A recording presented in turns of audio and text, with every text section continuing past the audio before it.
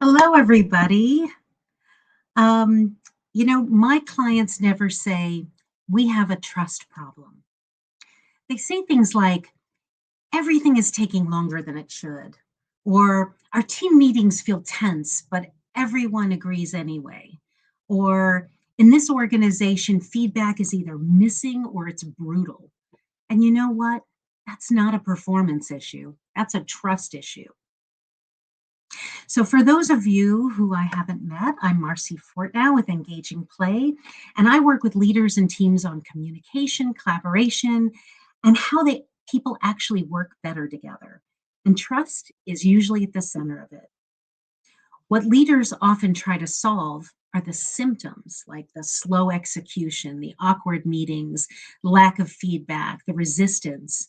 But underneath that, it's trust. And what's hard is that trust doesn't always look so dramatic, right? Sometimes it looks like disengagement, like people doing exactly what's asked but nothing more, where there's no risk taking or no initiative or no hard conversations happening. People protecting themselves instead of contributing fully. And I'm even talking about symptoms you can see, but there are many more you don't see, like when people hold back or are disconnecting or hiding in the tall grass and sometimes quietly looking for a way out. And here's what makes this dangerous. Most organizations diagnose these as process problems or communication problems or performance problems, when underneath, they're usually trust problems.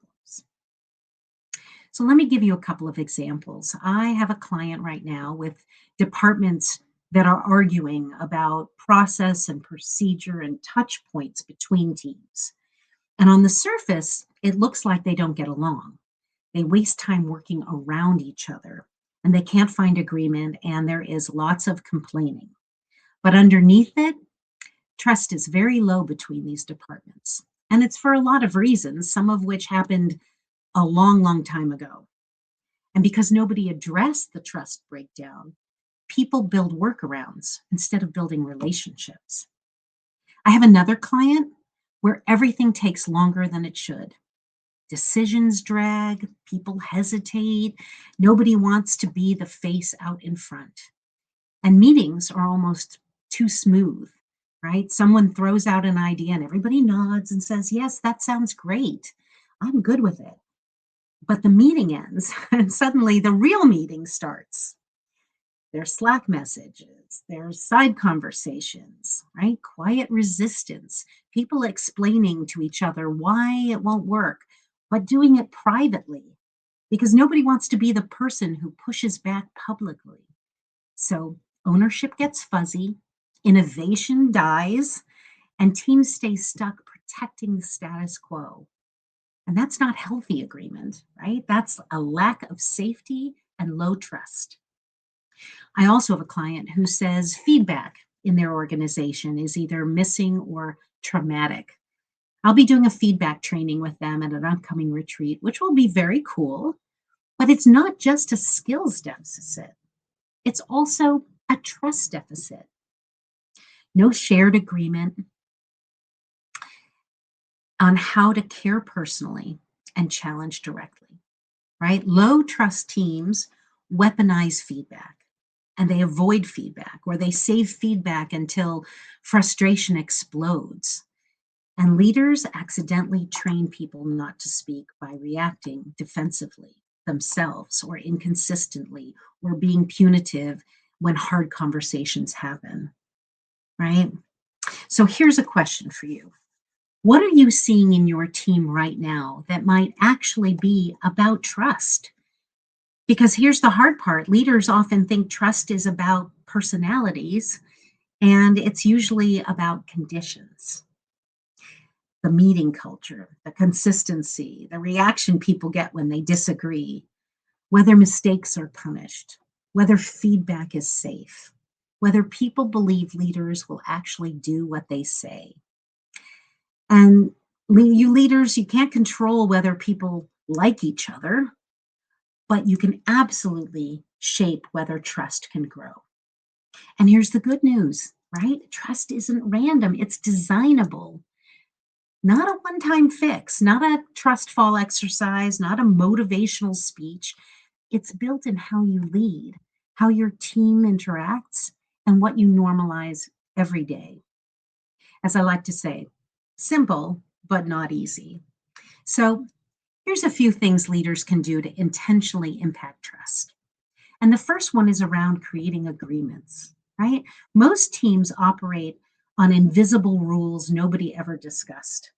And leaders are sometimes shocked, right, that their expectations in the group don't match. If your team hasn't explicitly agreed on how to work together, you don't have alignment. You have assumptions. Have the team co create agreements about how conflict works here, how feedback works here, what accountability looks like, how support happens, and what happens when things go wrong. It sounds simple, and I've even had clients even think it's too rudimentary because their team has been together for a year.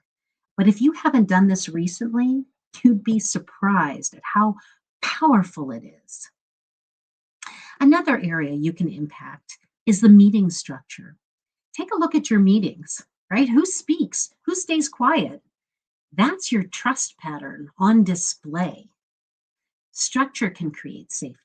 If some people will always speak up, create a structure where everyone has a turn, right? A round robin. If ideas are immediately shut down, try a yes and approach before critiquing. And if after meeting gossip is part of the culture, you got to nip that very quickly. Talk about things in the open, both the good things and the challenging things, because polite teams are not always healthy teams.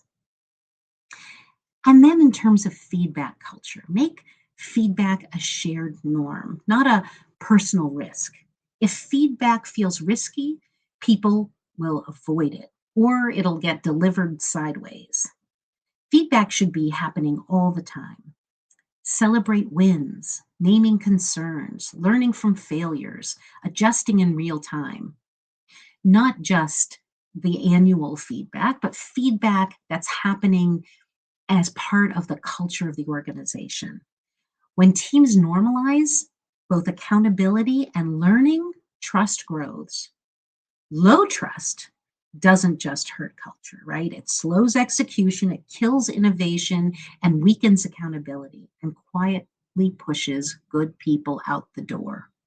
And leaders don't fix that with a motivational speech. They fix it by changing the conditions people work inside every day. Because culture whether isn't created whether you design it or not. It's it's there and you have an impact on it. So the real question is, how are you contributing to the level of trust on your team? Do you do what you say you'll do? Are you consistent? Do you invite feedback and actually make it safe? Do people feel safer after interacting with you, or do they feel more careful? Because whether you intend to or not, you're shaping the trust in the room. You're the designer and you model culture every day. If you're seeing any of these symptoms, it's likely not a people problem, it's a design problem. But the good news is that means it's fixable.